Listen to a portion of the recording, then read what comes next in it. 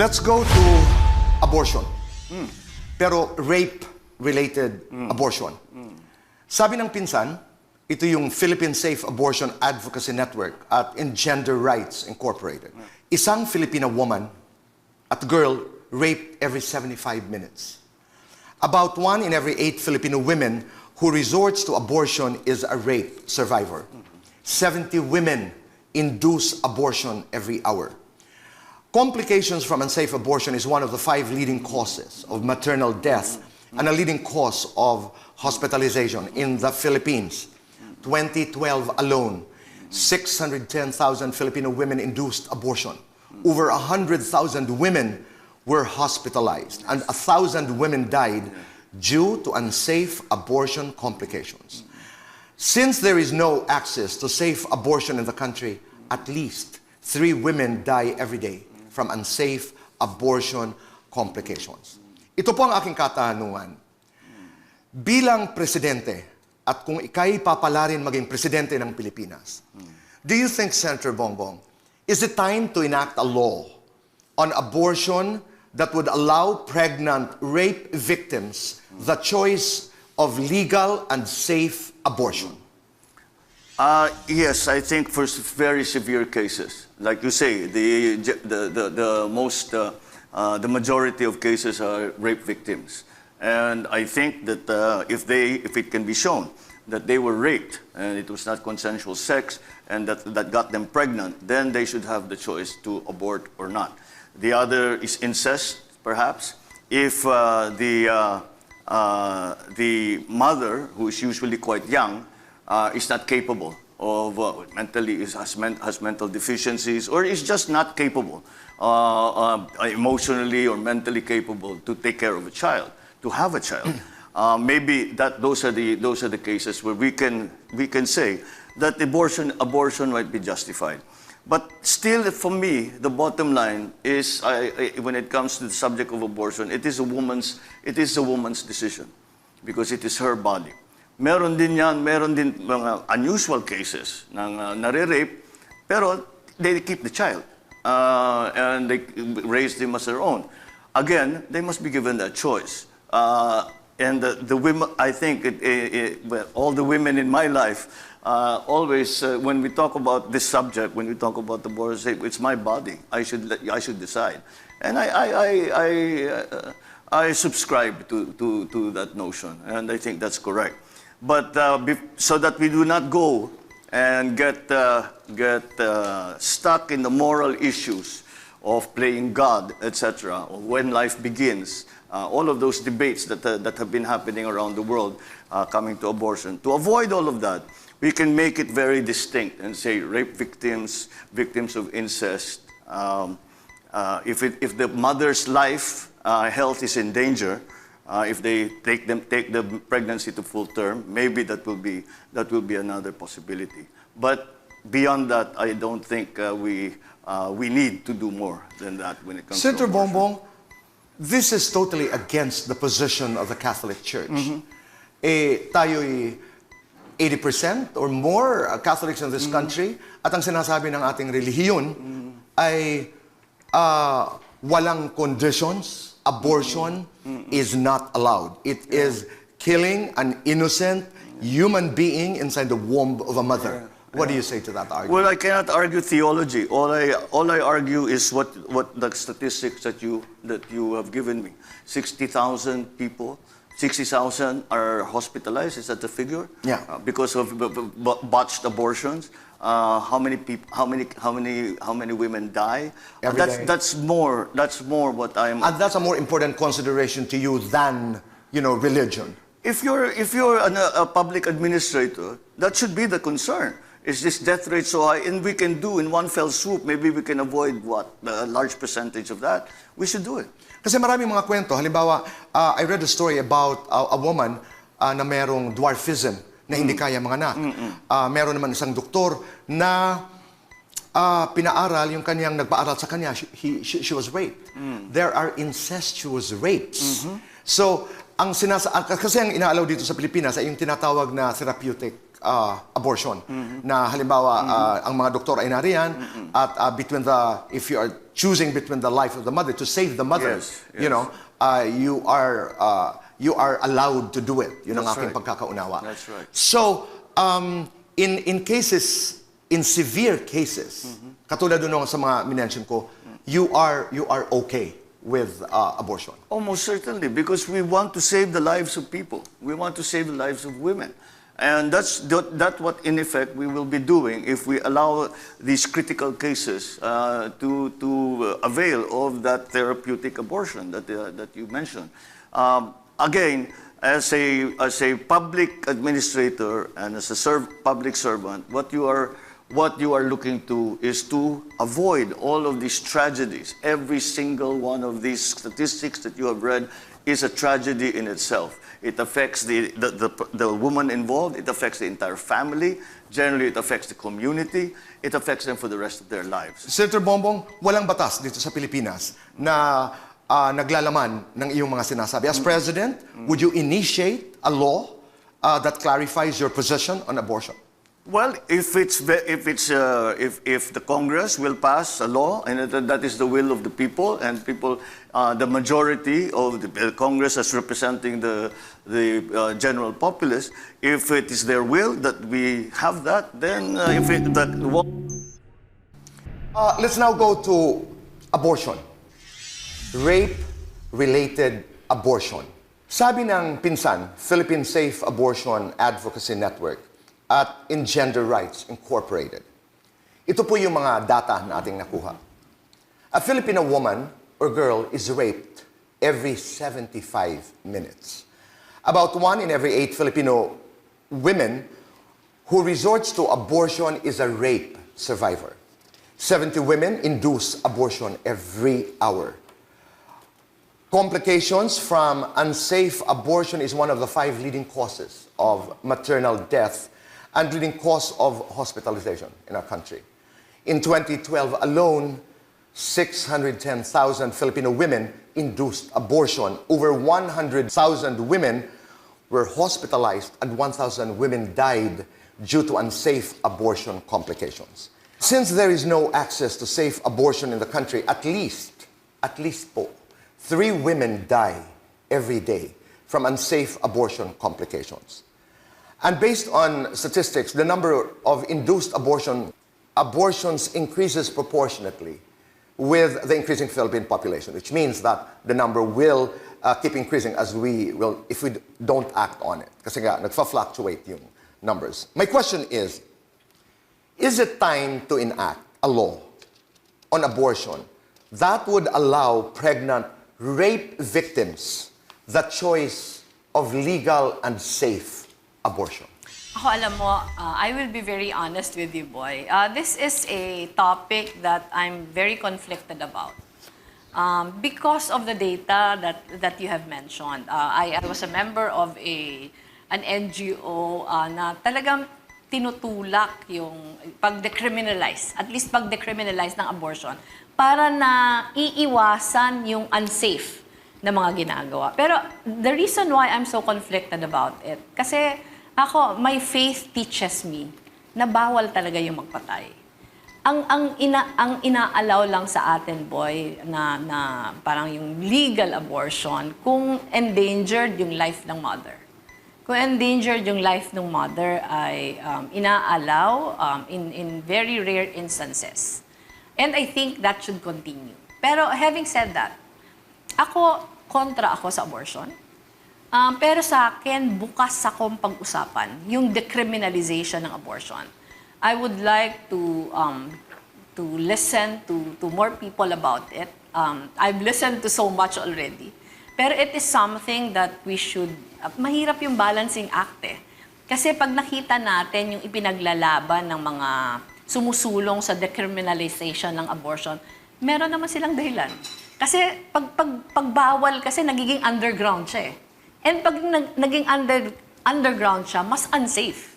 Di ba mas unsafe kasi dahil hindi mo pinapayag, marami yung nagre-resort sa mga practices na hindi talaga siya medically safe. So sa akin, while I'm open to discussing decriminalizing abortion, if you ask me now if I am for or against it, I'm against abortion. Okay, pero may nasabi ka kanina na in certain instances, VP, na pag nasa danger ang Danger. buhay ng nanay, can you... It is allowed. It is allowed. Can you expound on it? Pag nasa danger kasi yung buhay ng nanay, ang practice talaga, boy, ang pinakauna, sinasave talaga yung nanay. And I think that should continue. But doesn't that go against what the church says? Dahil ang church walang buts at walang ifs eh.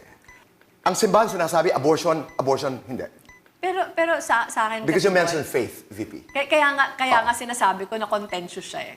Contentious siya kasi if you're involved in the day-to-day, like I was when I was still a practicing alternative lawyer, you come across so many victims of rape, you come across so many unsafe pregnancies. Okay. Lalo na, boy, kasi kadalasan yung biktima ng rape, mga minors. And talagang pag minor nagbuntis ay talagang laging questionable yung safety nung nagbubuntis. Dahil ang katawan ng minor ay hindi pang nanay pa. Ano talaga? In fact, we're doing a program with UNDP on teenage pregnancies. And ako I would have to admit I'm conflicted.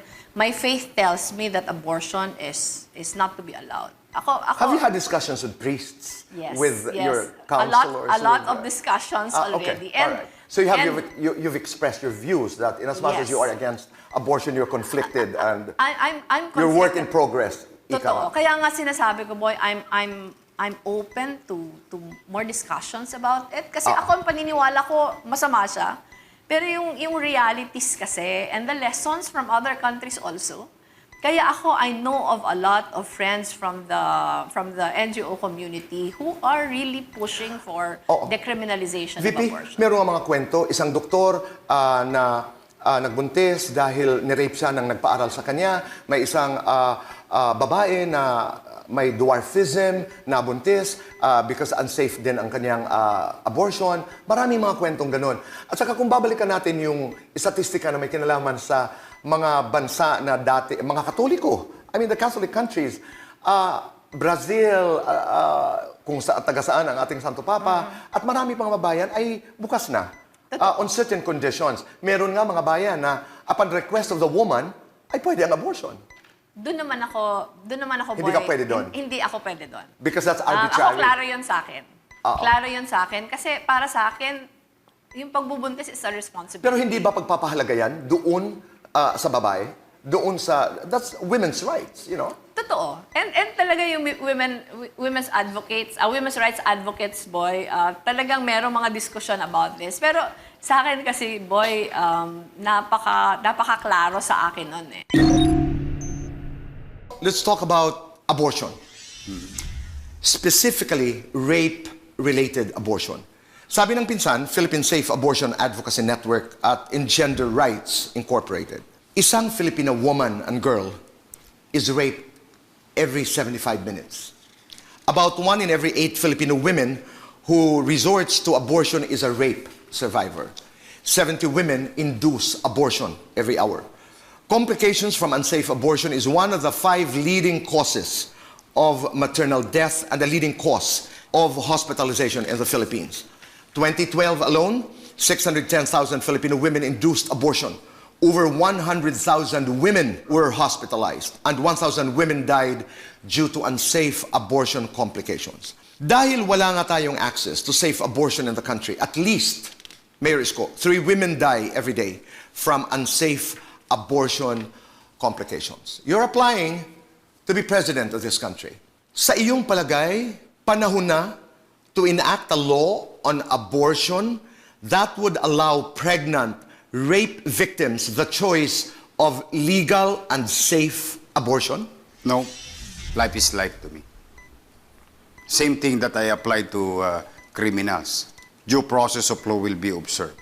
Equal opportunity, equal chance, and the same thing when I value those lives are suspected criminals, yung karapatang pantao nila na maipaliwanag ang sarili, the same manner applied to any life.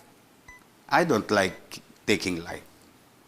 So, ayoko ng abortion. But I am pro-choice in terms of other things like kung ano yung mga accessible na pwedeng ibigay ng Estado para sa family planning. But when there is life already, nobody should take it away. Kasi ipinagkaloob ng Diyos yun. Oh, that's my personal opinion. Pinagkaloob ng Diyos, pero the situation is, ginahasa ang batang ito, ang babaeng ito, nagbubuntis ng isang bata na unwanted.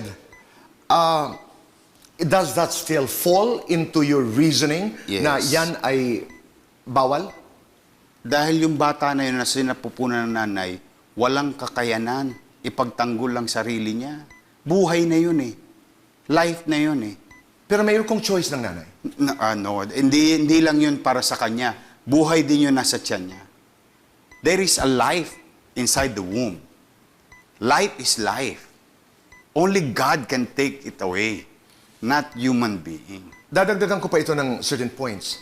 Tatay ang nakabuntis sa anak. O di kaya there was a story about a doctor na nabuntis ng nagpaaral sa kanya, ang kanyang guardian. Kahit sa mga pagkakataong ganito, Hindi maganda ang social status, hindi maganda ang social impression. For whatever impression o ano man ang sasabihin ng ibang tao, it may had a bad effect sa society, sa katatayuan ng ina o ng bata. But life is life. Bawat buhay mahalaga. Ang buhay ng mahirap, buhay ng middle class, buhay ng mayaman, pare-pareho ang mahalaga. The same manner, yung walang kamalay-malay na bata sa sinapupunan ng ina, paano man siya na-conceive? In a bad way or in a good way? Life is life. Mayor, paano naman yung karapatan ng merong malay na ina That's na what- ayaw niyang magkaanak? Tama naman yon. Pero di ba, yun yung buhay natin. Hindi ko ginusto maging basurero. Hindi ko ginustong kumain ng tira ng tao. But yun ang pinagkaloob sa akin ng tadhana. Ipinilit kong magsigasig. Ipinilit kong ibangon ng sarili ko. Pinilit kong pagbutihin ng sarili ko nang makilala ko ng lipunan, ng maayos na tao. Meron akong kalungkutan sa buhay ng mga nagdaan. Pero hindi ako pwede mamuhay na lamang sa mga nagdaan para sa aking kinabukasan. Life must go on. We must face these challenges. We must. And that's where the church, the state, the family come in. Mayor, but Support. That's a different story. Yeah. Oo. Yeah, I mean, I'm just nung saying ikay that- naghirap, nung ako'y naghirap, we made certain choices. Yeah. But in a situation where, halimbawa, ang tatay ng iyong ipinagbubuntis ay ang sarili mong ama Napakasaklap. at hindi mo maatim na magkaroon ng anak sa iyong ama, wala ka bang choice bilang babae, bilang tao? Tito Boy, masaklap yun. Naaawa ko sa ganung sitwasyon. Pero, hindi ako Diyos para kumuha ng buhay ng tao. Diyos ang nagbigay ng buhay. Diyos lamang ang pwedeng kumuha nito. But you're aware, Mayor, that there's such a thing as therapeutic abortion dito sa Pilipinas. Has nothing to do If there is therapeutic abortion that are existing, that is have a therapeutic way of dealing and helping the mother with the unwanted children. Oh, di ba? Mayroon namang isang way. There is always two sides of the coin. It's hard, Tito Boy. Don't get me wrong. Mahirap na katatayuan yun ng isang ina na nangyari sa kanya yung ganoon. Pero, we must go on. We must fight. We must help as a state and as a family. Okay. Ang sinasabi ko lamang sa therapeutic abortion ay isang pagkakataon kung saan pinipili ang buhay ng ina. I think medically, hindi rin ako sigurado dito, in a situation where endangered ang buhay ng ina. That I don't know. I think that's medical, no? That's, oo. But this, as a matter of rule, as a matter of principle, life is life. Every life must be saved. Ito'y may kinalaman sa iyong religion. May kinalaman sa iyong faith. Takot ako kay Jesus.